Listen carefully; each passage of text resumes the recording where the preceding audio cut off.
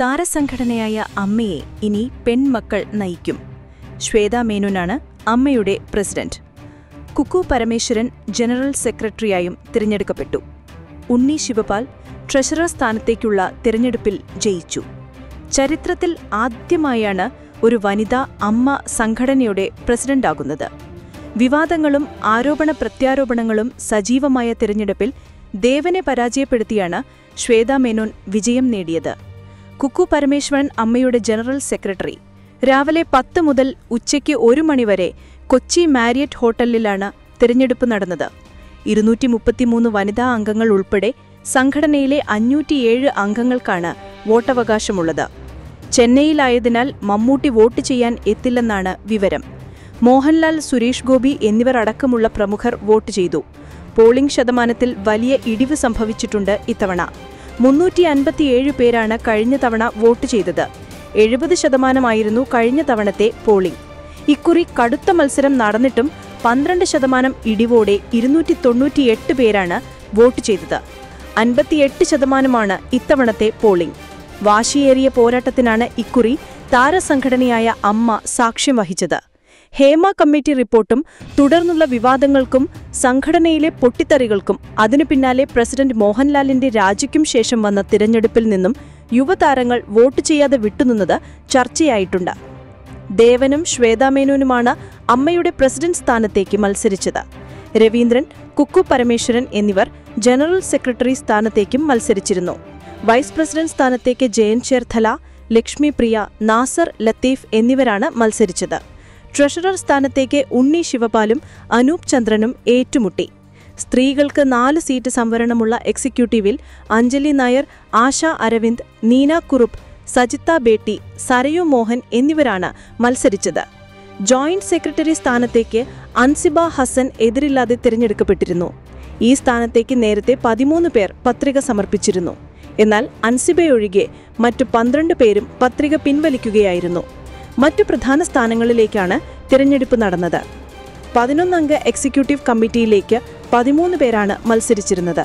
ഇതിൽ 4 സീറ്റ് വനിതാ സംവരണമാണ്.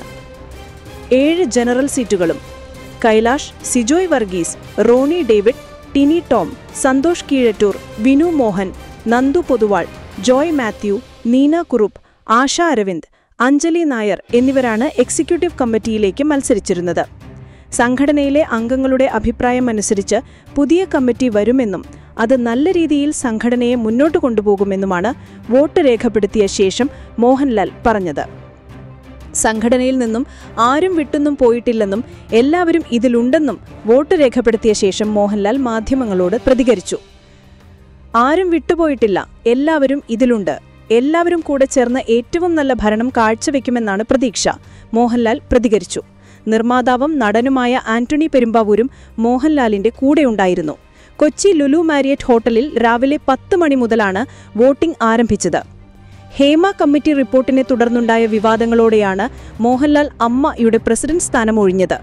ഓഗസ്റ്റ് 27-ന് ഭരണസമിതി രാജിവെച്ചൊഴിഞ്ഞു. ഇതോടെയാണ് വീണ്ടും തിരഞ്ഞെടുപ്പിന് കളമൊരുങ്ങിയത്. സ്ഥാനാർത്ഥി പ്രഖ്യാപനത്തിന് പിന്നാലെ വലിയ വിവാദങ്ങളും ആരോപണ പ്രത്യാരോപണങ്ങളും ഉയർന്നു. പ്രസിഡന്റ് സ്ഥാനത്തേക്ക് മത്സരിക്കുന്ന ശ്വേതാ മേനോനെ എതിരെ അശ്ലീല ചിത്രങ്ങളിൽ അഭിനയിച്ച് പണം സമ്പാദിച്ചു എന്ന കേസ് പോലും ഉയർന്നുവന്നു. സെക്രട്ടറി സ്ഥാനത്തേക്ക് മത്സരിക്കുന്ന കുക്കു പരമേശ്വരൻ എതിരെയും ഒരു സംഘം വനിതാ അംഗങ്ങൾ രംഗത്തുവന്നു. താരിഫ് യുദ്ധം തുടരുന്നതിനിടയിൽ ഇന്ത്യയ്ക്ക് സ്വാതന്ത്ര്യദിനാശംസകളുമായി US. ഇന്ത്യയുമായുള്ള ചരിത്രപരമായ ബന്ധം സുപ്രധാനവും ദൂരവ്യാപകവുമാണെന്നും US state secretary Marco Rubio പങ്കുവച്ച പ്രസ്താവനയിൽ പറഞ്ഞു. ഓഗസ്റ്റ് 15-ന് ഇന്ത്യ സ്വാതന്ത്ര്യദിനം ആഘോഷിക്കുന്ന വേളയിൽ US-ന് വേണ്ടി ഞങ്ങളുടെ അഭിനന്ദനവും ആശംസകളും അറിയിക്കുന്നു. ലോകത്തിലെ ഏറ്റവും വലിയ ജനാധിപത്യ രാജ്യവും ഏറ്റവും പഴക്കമുള്ള ജനാധിപത്യ രാജ്യവും തമ്മിലുള്ള ചരിത്രപരമായ ബന്ധം സുപ്രധാനവും ദൂരവ്യാപകവുമാണ്. കൂടുതൽ സമാധാനപരവും ഐശ്വര്യപൂർണവുമായ ഇൻഡോ പസഫിക് മേഖല എന്ന ലക്ഷ്യം പങ്കുവെക്കുന്നവരാണ് നമ്മൾ ഇരു രാജ്യങ്ങളും. വ്യവസായം, നൂതന നവാശാരങ്ങളും നവസാങ്കേതിക വിദ്യകളും പ്രോത്സാഹിപ്പിക്കൽ തുടങ്ങി ബഹിരാകാശം വരെ നമ്മുടെ പങ്കാളിത്തം പരന്നുകിടക്കുന്നു. ഇന്നത്തെ വെല്ലുവിളികളെ മറികടക്കാനും പ്രകാശപൂർണമായ ഭാവി ഉറപ്പാക്കാനും 2 രാജ്യങ്ങളും ചേർന്ന് പ്രവർത്തിക്കും എന്നാണ് പ്രസ്താവനയിൽ പറയുന്നത്. അതേസമയം കഴിഞ്ഞ ദിവസം പാകിസ്ഥാന് നൽകിയ സ്വാതന്ത്ര്യദിനാശംസയിൽ ഭീകരതയ്ക്കെതിരെ പാകിസ്ഥാൻ നടത്തുന്ന ഇടപെടലുകളെ US അഭിനന്ദിച്ചിരുന്നു. ഭീകരതയ്ക്കെതിരെയും വാണിജ്യമേഖലയിലും നടത്തുന്ന ഇടപെടലുകളെ US അതീവായി അഭിനന്ദിക്കുന്നു എന്നാണ് പാകിസ്ഥാനുള്ള സന്ദേശത്തിൽ US പറഞ്ഞത്. സ്വാതന്ത്ര്യദിനത്തിന്റെ ഭാഗമായി ഗവർണർ രാജേന്ദ്ര വിശ്വനാഥ് അർലേക്കർ രാജ്ഭവനിൽ സംഘടിപ്പിച്ച വിരുന്നു സൽക്കാരം ബഹിഷ്കരിച്ചു സർക്കാർ. അറ്റ്-ഹോം വിരുന്നു സൽക്കാരത്തിൽ മുഖ്യമന്ത്രിയെയും മന്ത്രിമാരെയും ക്ഷണിച്ചിരുന്നെങ്കിലും ആരും പങ്കെടുത്തില്ല. അതേസമയം സർക്കാരിന്റെ പ്രതിനിധിയായി ചീഫ് സെക്രട്ടറി വിരുന്നിൽ പങ്കെടുത്തു. പ്രതിപക്ഷ നേതാവും പരിപാടിക്ക് എത്തിയില്ല. രാജ്ഭവനിലെ വിരുന്നു സൽക്കാരത്തിനായി സംസ്ഥാന സർക്കാർ 15 ലക്ഷം രൂപയുടെ അധിക ഫണ്ട് നേരത്തെ അനുവദിച്ചിരുന്നു. ഗവർണറും സർക്കാരുമായുള്ള ഭിന്നത തുടരുക തന്നെയാണെന്നാണ് നടപടി സൂചിപ്പിക്കുന്നത്. സ്വാതന്ത്ര്യദിന തലേന്ന് വിഭജന ഭീതി ദിനമായി ആചരിക്കാനുള്ള ഗവർണറുടെ സർക്കുലറിനെതിരെയും അടുത്തിടെ സർക്കാർ ശക്തമായി രംഗത്തു വന്നിരുന്നു. രാജ്ഭവനിൽ താവിക്കൊടിയേന്തിയ ഭാരതാംബയുടെ ചിത്രം ഉപയോഗിച്ച പരിപാടികളും മന്ത്രിമാർ നേരത്തെ ബഹിഷ്കരിച്ചിരുന്നു. റഷ്യൻ പ്രസിഡന്റ് വ്ളാഡിമിർ പുടിനുമായുള്ള കൂടിക്കാഴ്ച മോശമാണെങ്കിൽ വളരെ വേഗത്തിൽ അവസാനിപ്പിക്കുമെന്ന് US പ്രസിഡന്റ് ഡൊണാൾഡ് ട്രംപ്. എന്നാൽ കൂടിക്കാഴ്ച നന്നായി മുന്നോട്ടു പോയാൽ സമീപഭാവിയിൽ തന്നെ സമാധാനമുണ്ടാകുമെന്നും അലാസ്കയിൽ പുടിനുമായുള്ള കൂടിക്കാഴ്ചയ്ക്ക് പുറപ്പെടുന്നതിനു മുൻപ് ട്രംപ് പറഞ്ഞു. പുടിനുമായുള്ള ചർച്ച വളരെ നിർണായകമെന്ന് ട്രംപ് സമൂഹമാധ്യമമായ ട്രൂത്ത് സോഷ്യലിൽ കുറിച്ചിരിക്കുകയും ചെയ്തു. യുക്രൈൻ യുദ്ധം അവസാനിപ്പിക്കാൻ ശ്രമിക്കുന്നതും പുടിനുമായി കൂടിക്കാഴ്ച നടത്തുന്നതും സ്വന്തം കാര്യത്തിനു വേണ്ടിയല്ലെന്നും ട്രംപ് പറഞ്ഞു. എനിക്ക് വേണ്ടിയല്ല ഞാനിത് ചെയ്യുന്നത്, എനിക്ക് അതിന്റെ ആവശ്യവുമില്ല. എന്റെ രാജ്യത്തിന്റെ കാര്യത്തിൽ ശ്രദ്ധിക്കാനാണ് എനിക്ക് താൽപ്പര്യം. പക്ഷേ ഞാനിത് ചെയ്യുന്നത് ഒട്ടനവധി ജീവനുകൾ രക്ഷിക്കാനാണ്. ധാരണയിലെത്തിയില്ലെങ്കിൽ റഷ്യ കനത്ത ആർത്ഥിക പ്രത്യാഘാതമുള്ള നേരിടേണ്ടി വരുമെന്നും ട്രംപ് പറഞ്ഞു. State secretary Marco Rubio, treasury secretary Scott Bessent, വാണിജ്യ secretary Howard Lutnick, CIA director John Ratcliffe എന്നിവരുൾപ്പെടുന്നതാണ് ട്രംപിന്റെ സംഘം. അലാസ്കയിലെ ആങ്കറേജ് പട്ടണത്തിലുള്ള USന്റെ ജോയിന്റ് എലമെന്റ് ഓഫ് റിച്ചാർഡ്സൺ ബേസിലാണ് ട്രംപും വ്ളാഡിമിർ പുടിനും കൂടിക്കാഴ്ച നടത്തുക. 3.5 വർഷമായി തുടരുന്ന റഷ്യ-യുക്രൈൻ യുദ്ധത്തിന്റെ ഭാവി നിർണ്ണയിക്കുന്നതിൽ ഇന്നത്തെ കൂടിക്കാഴ്ച നിർണായകമാണ്. ഇന്ത്യൻ സമയം ശനിയാഴ്ച പുലർച്ചെ 1 മണിയോടെയാകും കൂടിക്കാഴ്ച. യുക്രൈനുമായുള്ള യുദ്ധം ആരംഭിച്ചതിനു ശേഷം ആദ്യമാണ് പുടിൻ പടിഞ്ഞാറൻ മേഖല സന്ദർശിക്കുന്നത്. കൂടിക്കാഴ്ചയുടെ പശ്ചാത്തലത്തിൽ വൻ സുരക്ഷാ സന്നാഹങ്ങളാണ് ആങ്കറേജിലെ സൈനിക താവളത്തിൽ ഒരുക്കിയിരിക്കുന്നത്. ഡൽഹി നിസാമുദ്ദീനിൽ ഹുമയൂണിന്റെ ശവകുടീരത്തിനടുത്തുള്ള ദർഗയുടെ മേൽക്കൂര തകർന്നു വീണ് 5 പേർ മരിച്ചു. ഷരീഫ് പട്ടേഷ ദർഗയുടെ മേൽക്കൂരയാണ് തകർന്നു വീണത്. ദർഗയിലെ ഇമാം ഉൾപ്പെടെ 20 പേർ കെട്ടിടത്തിനുള്ളിൽ കുടുങ്ങിക്കിടക്കുന്നുണ്ടെന്ന് സ്ഥിരീകരിക്കപ്പെട്ട റിപ്പോർട്ടുകളുണ്ട്. 10 പേരെ രക്ഷപ്പെടുത്തി. രക്ഷാപ്രവർത്തനം പുരോഗമിക്കുകയാണ്. വൈകിട്ട് 4:30യോടെയാണ് അപകടമുണ്ടായത്. നിയമസഭാ തെരഞ്ഞെടുപ്പിൽ പ്രമുഖ നേതാക്കളെ മത്സരിപ്പിക്കാൻ BJPയിൽ മുന്നൊരുക്കം. കഴിഞ്ഞ ദിവസം കൊച്ചിയിൽ നടന്ന BJP കോർ കമ്മിറ്റി യോഗത്തിലാണ് പ്രാഥമിക ചർച്ച. മുൻ സംസ്ഥാന പ്രസിഡന്റ് K. സുരേന്ദ്രൻ, മുൻ കേന്ദ്രമന്ത്രി V. മുരളീധരൻ, പാർട്ടി സംസ്ഥാന അധ്യക്ഷൻ രാജീവ് ചന്ദ്രശേഖർ, മുതിർന്ന നേതാവ് ശോഭാ സുരേന്ദ്രൻ തുടങ്ങിയവർ എവിടെ മത്സരിക്കും എന്നതാണ് ചർച്ച. 22-ന് കൊച്ചിയിൽ നടക്കുന്ന BJP സംസ്ഥാന ഭാരവാഹികളുടെയും ജില്ലാ അധ്യക്ഷന്മാരുടെയും മോർച്ച ഭാരവാഹികളുടെയും യോഗത്തിൽ കേന്ദ്രമന്ത്രി അമിത് ഷാ പങ്കെടുക്കുന്നുണ്ട്. ഇതോടുകൂടി തിരഞ്ഞെടുപ്പ് ഒരുക്കങ്ങൾക്ക് വേഗം കൂടുമെന്ന് പാർട്ടി നേതാക്കൾ വ്യക്തമാക്കുന്നു. സുരേന്ദ്രനെ തൃശൂരിൽ മത്സരിപ്പിക്കാനുള്ള ആലോചനകൾ സജീവമാണ്. ഇക്കാര്യത്തിൽ തനിക്കുള്ള താൽപ്പര്യം സുരേന്ദ്രനും പാർട്ടി നേതൃത്വത്തെ അറിയിച്ചതായി സൂചനയുണ്ട്. കഴിഞ്ഞ ദിവസം കോൺഗ്രസ് നേതാവ് സന്ദീപ് വാര്യർ തൃശൂരിൽ മത്സരിക്കാൻ സുരേന്ദ്രനെ വെല്ലുവിളിച്ചു. ലോക്സഭാ തിരഞ്ഞെടുപ്പിൽ സുരേഷ് ഗോപിയുടെ വിജയത്തോടെ നിയമസഭാ തിരഞ്ഞെടുപ്പിലും അനുകൂലമായ സാഹചര്യം ഉണ്ടായേക്കാമെന്നതാണ് തൃശൂരിൽ സുരേന്ദ്രന് സാധ്യത കൂട്ടുന്നത്.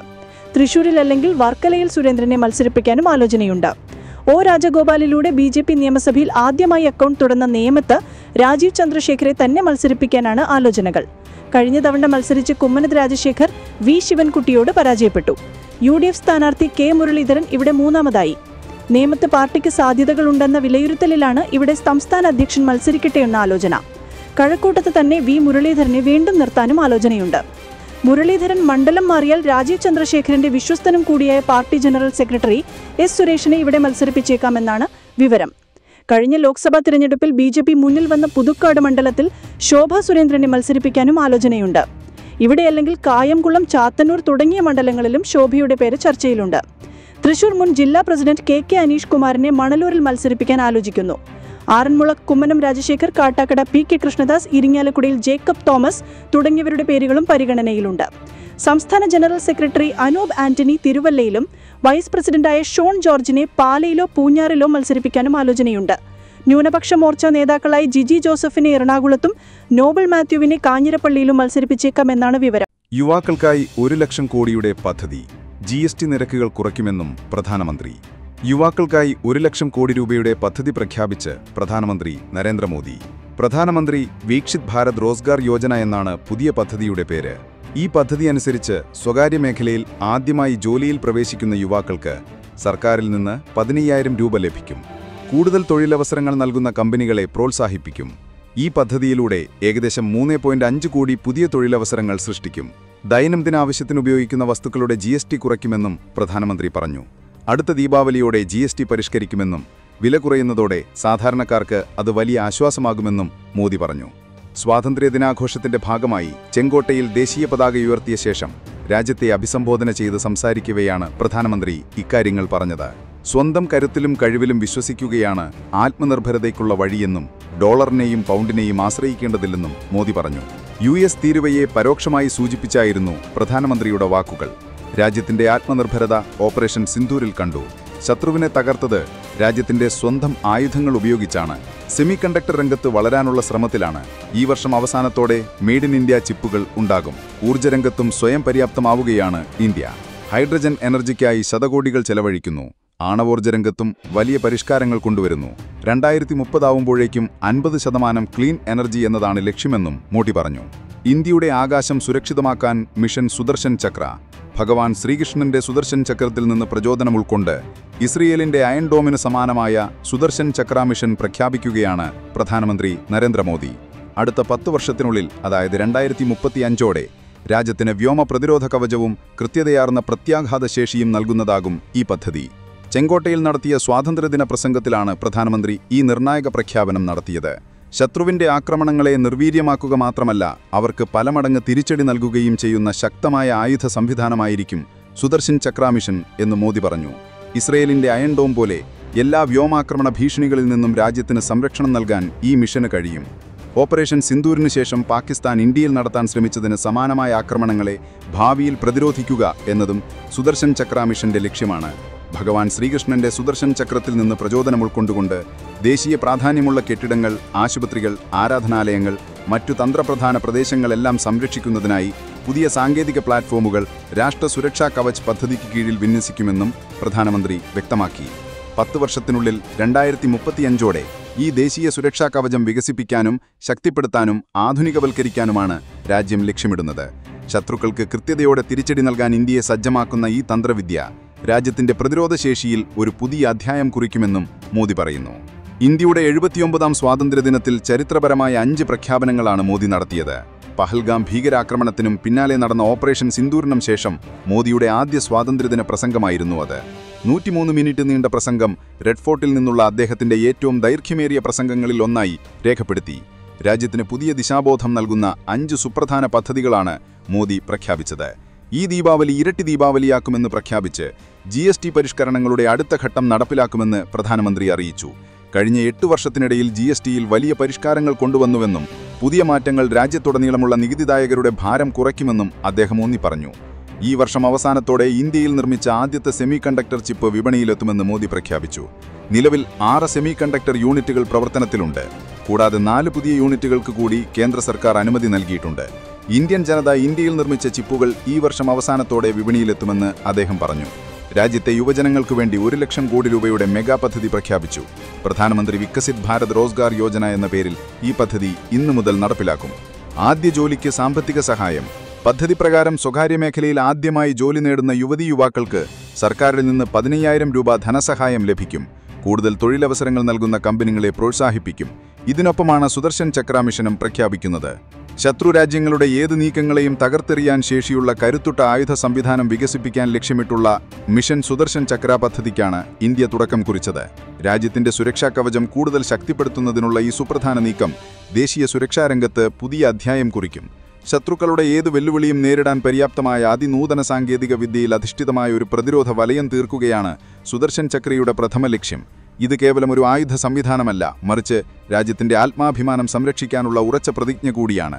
ദേശീയ സുരക്ഷാ കവചമെന്ന ആശയത്തിന് പുതിയ മാനം നൽകിക്കൊണ്ട് ഭാവിയിലെ വെല്ലുവിളികളെ മുൻകൂട്ടി കണ്ട് പ്രതിരോധിക്കാൻ ഇന്ത്യയെ സജ്ജമാക്കുകയാണ് ഈ മിഷൻ. രാജ്യത്തിന്റെ പ്രതിരോധശേഷിക്ക് പുതിയ മാനങ്ങൾ നൽകുന്ന ഈ പദ്ധതി മുൻകാലങ്ങളിൽ നേരിട്ടേക്കാവുന്ന പ്രതിരോധ പോരായ്മകളെ മറികടന്ന് ഇന്ത്യക്ക് അഭേദ്യമായ ഒരു സുരക്ഷാ വലയം തീർക്കുമെന്നാണ് പ്രതീക്ഷിക്കുന്നത്. രാജ്യത്തിന്റെ പ്രതിരോധ കരുത്തിന് വർദ്ധിച്ച ഊർജ്ജം പകരുമ്പോൾ ഭീഷണികളെ നേരിടുന്നതിൽ രാജ്യം ഇപ്പോൾ കൂടുതൽ സജ്ജമാണെന്ന സന്ദേശമാണ് ഈ മിഷൻ നൽകുന്നത്.